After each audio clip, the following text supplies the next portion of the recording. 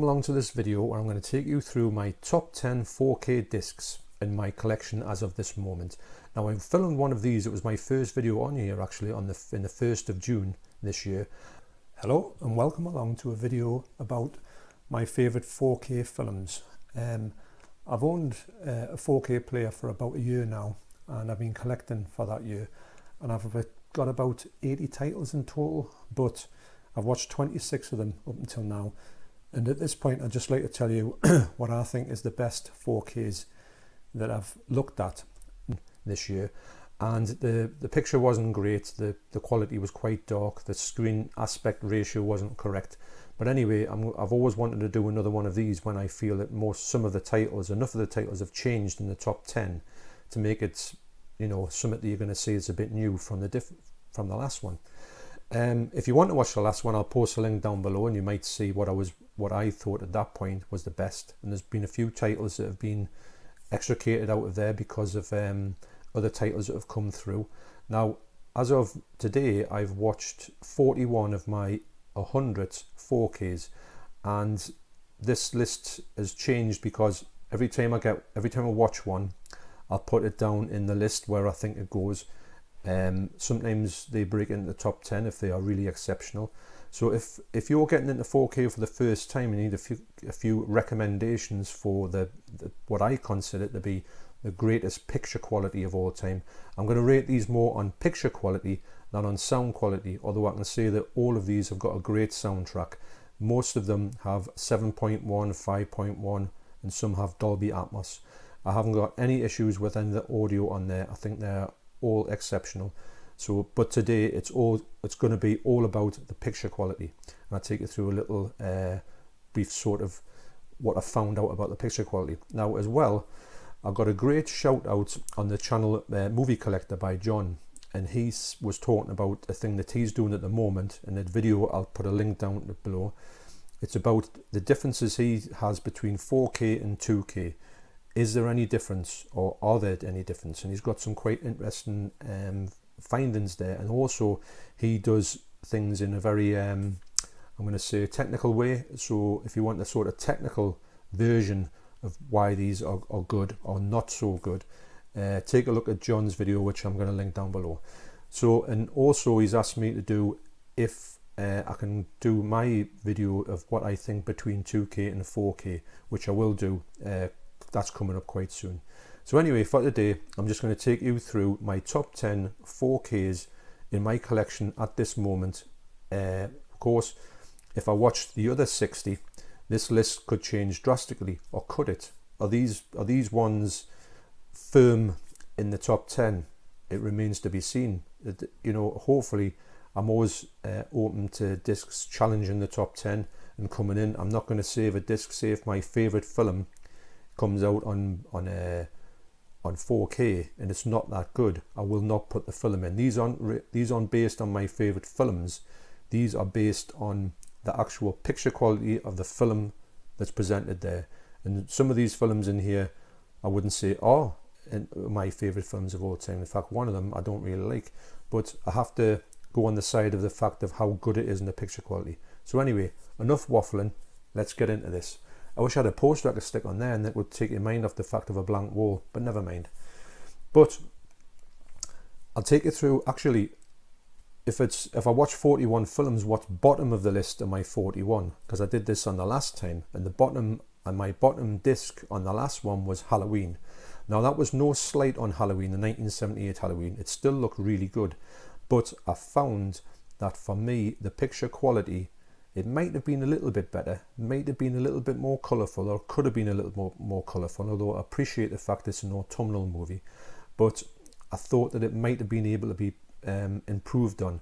But the bottom one was no slight on Halloween. There was a lot of strong contenders in there that were more high budget and more better looking, more vivid. Now, I feel bad for putting this at the bottom of the list, but there's a reason why. Now this is this is number 41 on the list at the moment. Now this is an amazing presentation from Blue Underground, and I do think this is the best this has ever looked. I'll put a link down below to my video that I did on the review of it.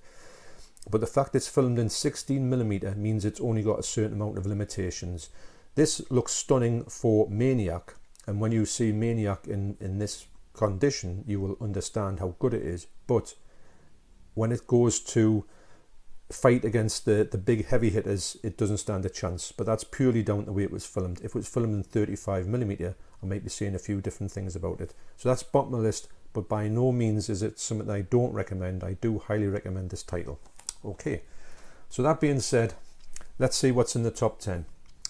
Now, number 10 is a film that I personally love and I rate very highly. It's one of my favourite films, and out of the top 10, this is the one on 4K I've watched the most. I've watched it 3 times on 4K. The first time was just to sort of look at it, to see how good it was. The next 2 times are just to actually watch the film because I love the film. I can't get enough of it. I would watch it every week if I could, which sounds mad. And I did personally would love to put this higher, because this is probably one of my favourite ones in the top 10. But because going on purely on picture quality, it stands at number 10, and it's The Elephant Man.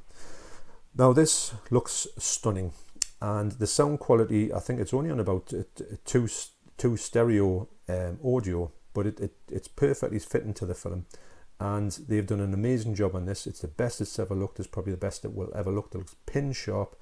The black, the HDR works great on here. I know it's only black and white, but it goes into the shadows of the black of the when you see the Dr. Treves go into view, Joseph Merrick for the first time, and you can see the depths of the walls and the bricks and everything in the cellar that Joseph Merrick is at and exhibited.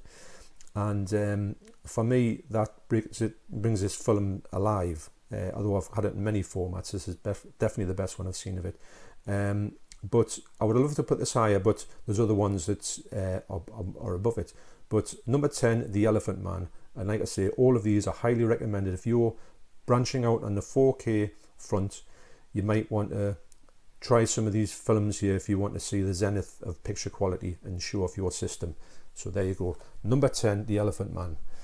Now, number 9 is, wow, that's good. I can't even count from 10 to 9.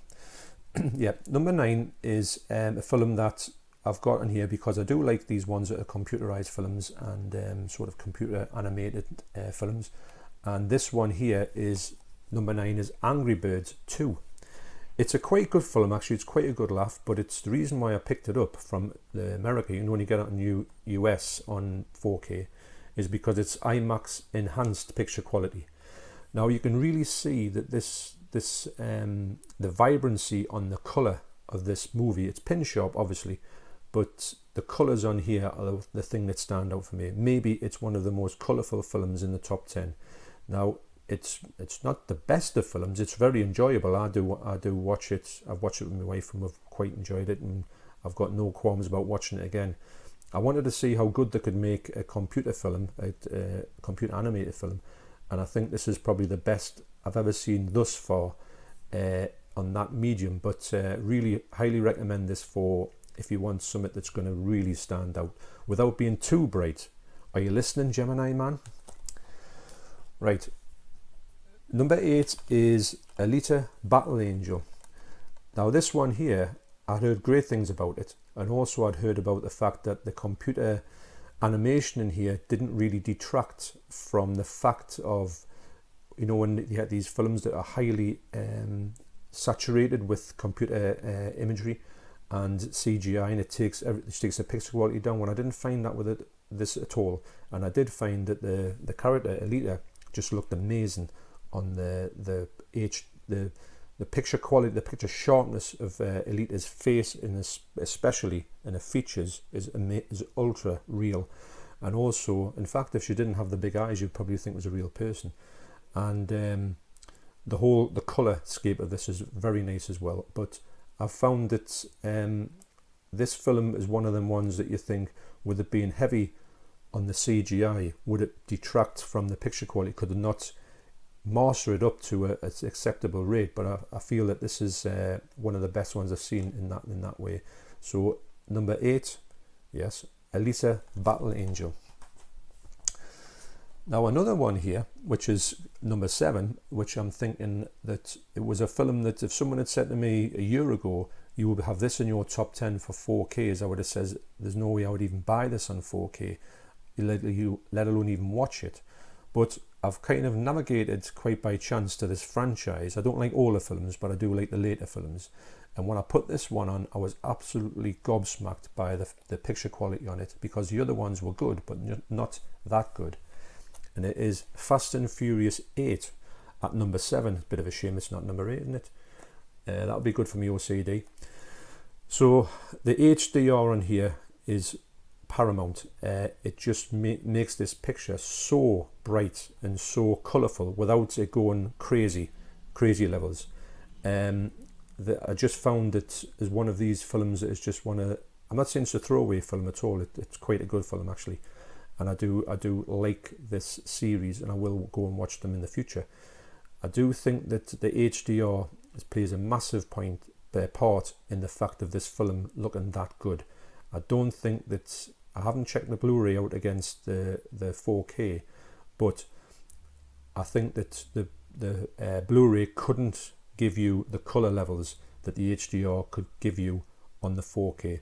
So that's why these films, I think, with it being ultra sharp as well, most of it's outside of course, the HDR is the selling point for this disc, and it's one of the best HDR enhanced discs I've seen actually. So at number 6 is a one here I've got in a special edition, and it's a brilliant special edition, and it is 1980's The Shining. Now I do personally feel that this film has never ever looked that good. It's never looked that sharp. I know that some people say that the colour palette is a bit warmer than it should be. I don't personally mind that.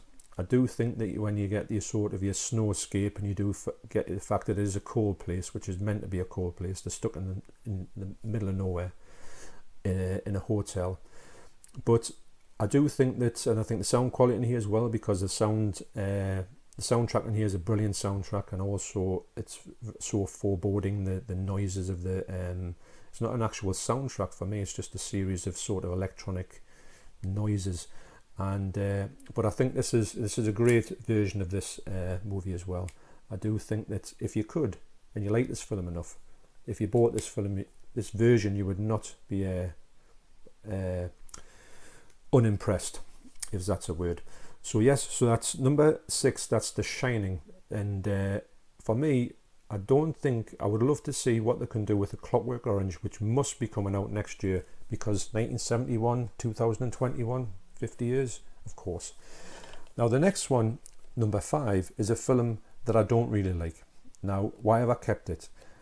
I'm going to go back to it. I'm going to give it another look with fresh eyes, because I think when I watched it, first of all, I don't know if I was expecting much, because I went into it not thinking that much about it. But also what I thought of was that they had put that much, the reason why I liked the film to look at is because they put that much into the sort of the costumes and the sets. I know there's a lot of it in CGI, but there's also a lot of stuff, and it's a very tactile film, and you get a lot of stuff in to look at. It's a visual treat, although the film does lack quite a lot. It is daft, but a bit too daft. It is Mortal Engines. Now, this film here, for me, it was trying too hard. I didn't understand why they had to be so complicated, and why they couldn't keep it a little bit more simpler and a little bit more, that I think the story was a bit too, not confusing, but it was a bit too, there was too much story. I could have kept it as simple, because when you're trying to explain this to somebody, it sounds a mess, and I think it does come across like a mess. But if they had stripped it down a bit barer story-wise, I think it would have been a better film. But anyway, it is what it is.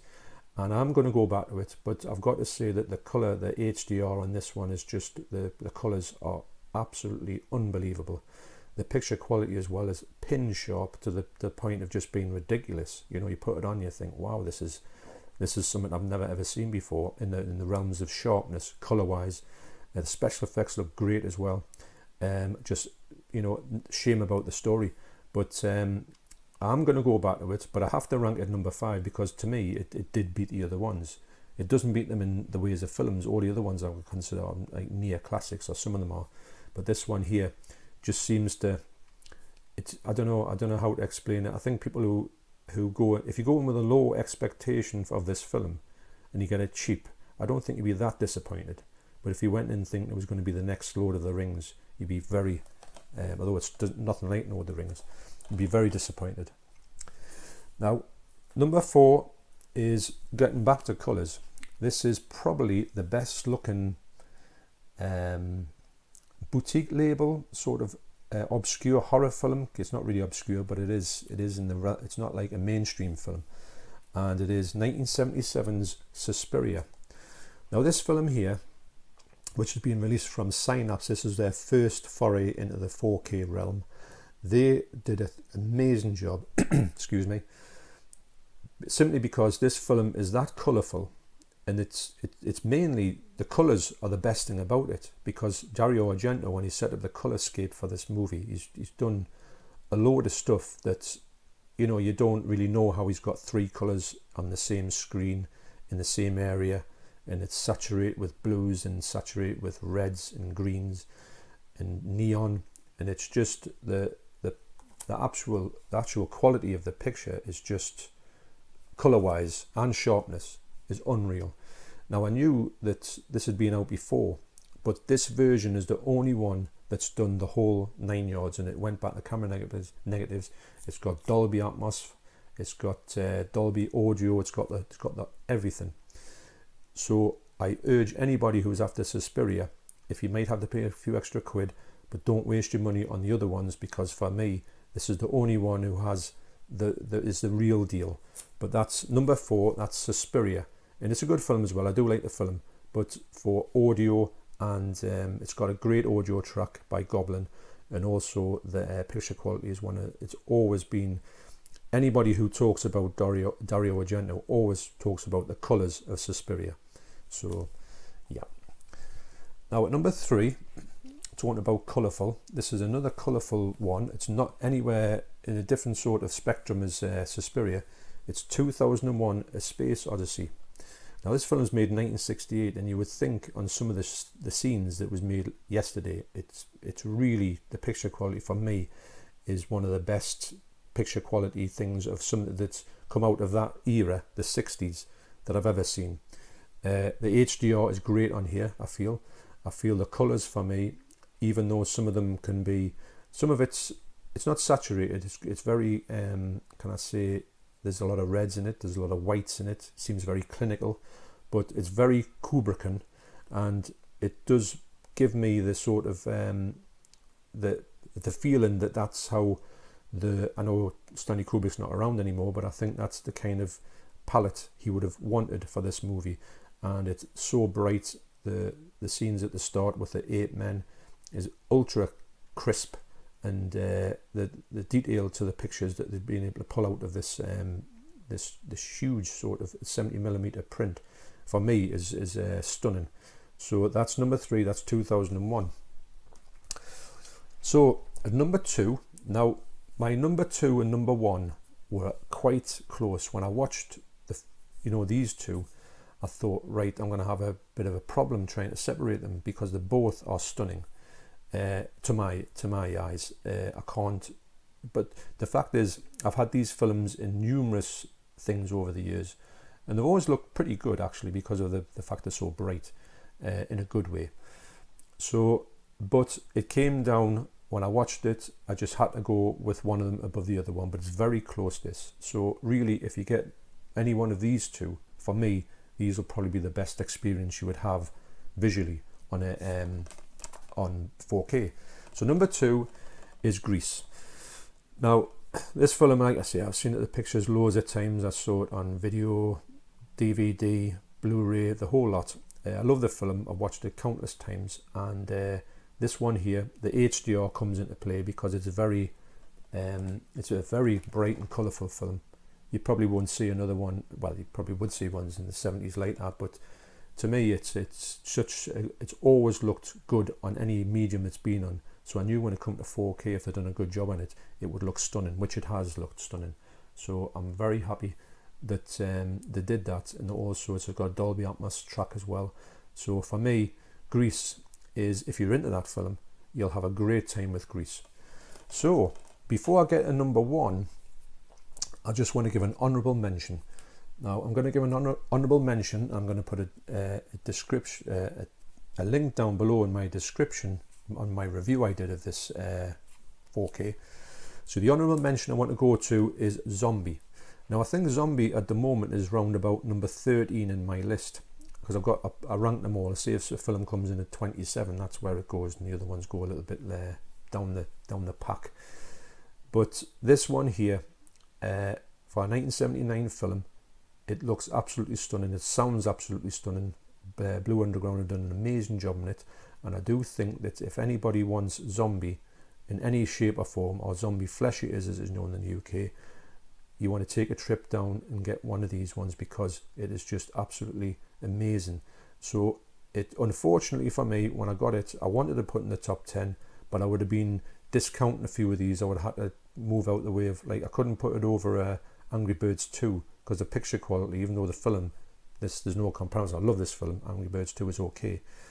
I couldn't do that, because I would be using my personal preferences over the fact of, if this is trying to be as you know, like, not taking sides on anything as much. I'm trying to be as I can't even think the word, but I'm trying, whatever that word is, I'm trying to be impartial.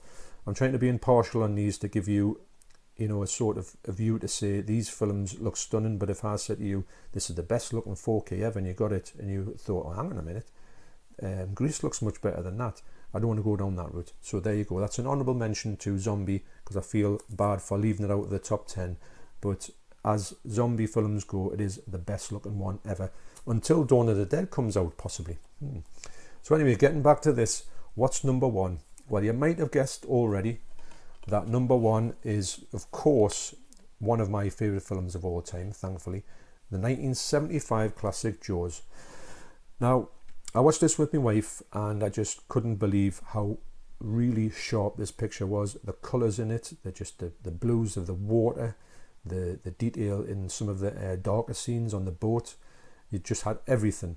It's got a Dolby Atmos track as well, which I put on, and my system probably only plays it in 7.1, but it doesn't matter, because I'd still get the best soundscape, I feel.